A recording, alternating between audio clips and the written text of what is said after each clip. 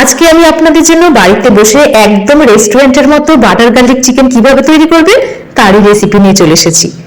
গরম ভাত হোক বা রুটি পরোটা, এই বাটার গার্লিক চিকেন দিয়ে খেতে এত ভালো লাগে, তাই ভাবলাম আপনাদের সাথে এই রেসিপিটা আজকে আমি শেয়ার করি। বাটার গার্লিক চিকেন তৈরি করার জন্য আমি চিকেন নিয়েছি 500 গ্রাম মতো। চিকেনের পিসগুলো একটু মোটা দেখতেই পাচ্ছেন, সেই জন্য আমি একটু পাতলা করে কেটে নিয়েছি। তারপরে ভালো করে ধুয়ে নিয়ে জলটাকে ঝরিয়ে নিয়েছিলাম। রসুন একটা গোটা নিয়েছি, রসুনের খোসাগুলোকে ছাড়িয়ে নিয়ে ছোট ছোট টুকরো করে নিয়েছিলাম। আপনারা চাইলে রসুনটাকে একটু থেতেও করে নিতে পারেন। এরপরে জল ঝরা চিকেনের মধ্যে আমি লবণ দিলাম 1 চা চামচ মতো, ভিনেগার দিয়েছি 1 চা চামচ, তার সাথে গোলমরিচ গুঁড়ো দিয়েছি 1 চা চামচ, আর এর সাথে দেবো অবশ্যই আদা রসুন বাটা 1 টেবিল চামচ।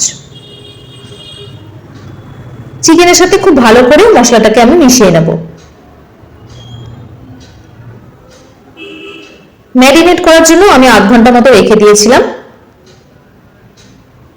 এখানে আমি ময়দা দিয়ে দেবো 1/3 কাপ মতো। ময়দাটাকে দিয়ে আবারও খুব ভালো করে আমি মিশিয়ে নেব।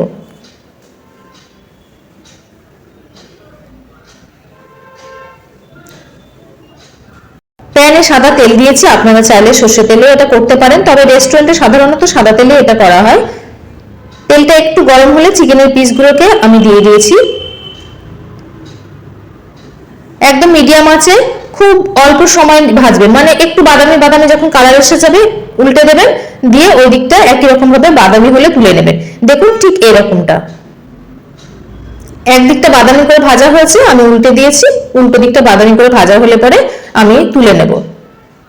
বেশি ভাজলে না চিকেনটা শক্ত হয়ে যায়, সেজন্য খুব কম সময়ে এটা এই যে এরকম বাদামি হলে চিকেনটা অবশ্যই তুলে নেবেন। প্যানে আমি বাটার দিয়ে দিয়েছি 50 গ্রাম। রসুন কুচি যেটা করেছিলাম সেটাও আমি দিয়ে দিলাম।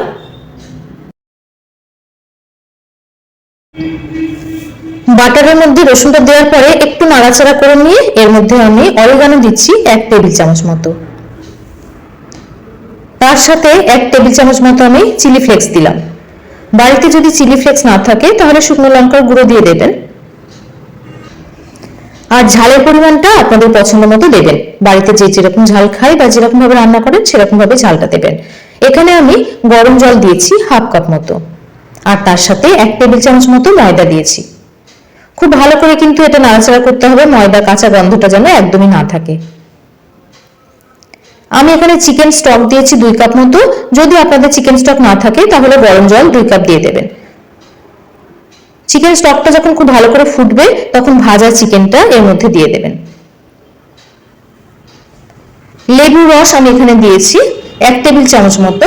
যদি না থাকে বাড়িতে লেবু তাহলে ভিনেগার দিয়ে দেবেন। যেহেতু চিকেনটা একবার ভাজা হয়েছে আর চিকেনের পিসগুলো খুব মোটা থাকে না, তো সেই কারণে রান্নাটা করতে কিন্তু একদম বেশি সময় লাগে না। আমি এখানে ধনেপাতা কিছুটা নিয়েছি, ধনেপাতাটাকে খুব ভালো করে ধুয়ে নিয়ে ছোট টুকরো করে নিয়েছি। রান্না মোটামুটি হয়ে গেছে, আমি এর উপরে ধনেপাতাটা ছড়িয়ে দেবো। সঙ্গে দেবো গোলমরিচ গুঁড়ো 1/2 চা চামচ মতো। বাড়িতে আসলে পার্সলে পাতা ছিল না, আপনাদের বাড়িতে যদি পার্সলে পাতা থাকে অবশ্যই পার্সলে পাতাটাই দেবেন। রান্না আমার মোটামুটি একদম কমপ্লিট হয়ে গেছে। আর একটু ঢাকা দিয়ে আমি কিছুক্ষণ রাখবো একদম সিমে।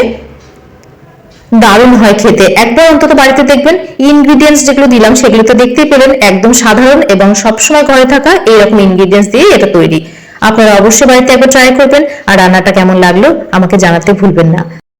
আসলে চিকেনটা তো মোটামুটি অনেক বাড়িতেই রোজকার খাবারের মধ্যে পড়ে, তাই আমি যতটা জানি আপনাদের সাথে রেসিপি শেয়ার করার চেষ্টা করি।